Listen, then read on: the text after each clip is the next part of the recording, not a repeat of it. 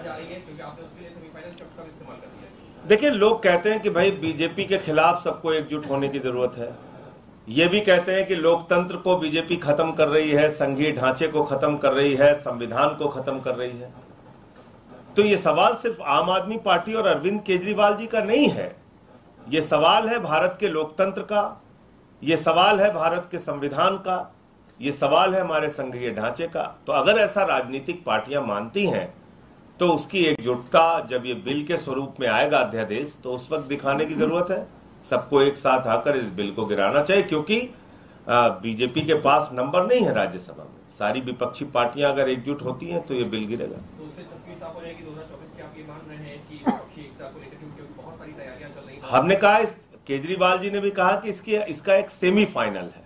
Semifinal का मतलब एक तस्वीर सामने आएगी जहां पे विपक्षी एकजुटता पूरे देश को दिखेगी। सर, क्या कांग्रेस इसीलिए रिलक्टेंट दिख रही है कि उनको कहीं न कहीं ये दिख रहा है कि इस सेमीफाइनल को लीड अरविंद केजरीवाल कर रहे हैं?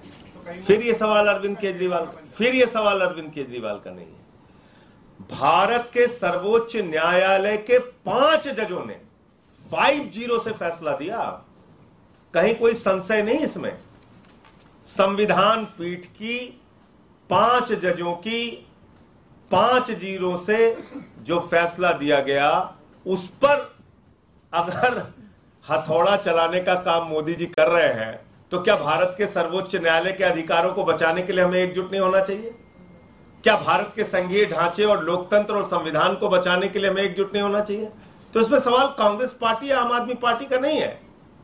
यह सवाल है जिस बुनियाद पे हम जिंदा हैं और चल रहे हैं, जिस बुनियाद पे पूरा भारत और 140 करोड़ लोग खड़े हैं, वो बुनियाद अगर हिलाने और गिराने की कोशिश की जा रही है, तो कम से कम उसको बचाने के लिए तो हम सब लोग एक साथ आए। संजय सिंह जी, जो तस्वीर आपने कुछ पार्टियों का नाम लिया है, दरअसल अभी सवाल पूछा गया था टीडीपी, वाईएसआर को लेकर के, क्या इसमें वो पार्टियां भी शामिल होंगी इस आउटरीच प्रोग्राम में, जैसे अकाली दल हो गए या टीडीपी, जो पहले बीजेपी के घटक दल रहे हों?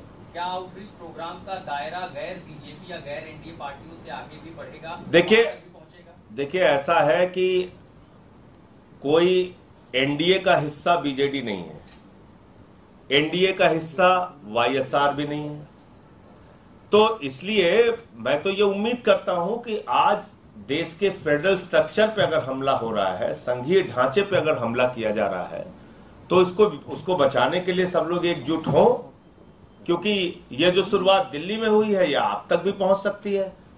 लेकिन जब तक, मैं फिर दोहरा रहा हूं, जब तक किसी पार्टी के नेता से मिलने का कार्यक्रम तय नहीं होता, तब तक अभी कोई जानकारी आपके साथ शेयर करना मुश्किल है। जैसे जैसे लोगों से मिलने का कार्यक्रम तय होगा,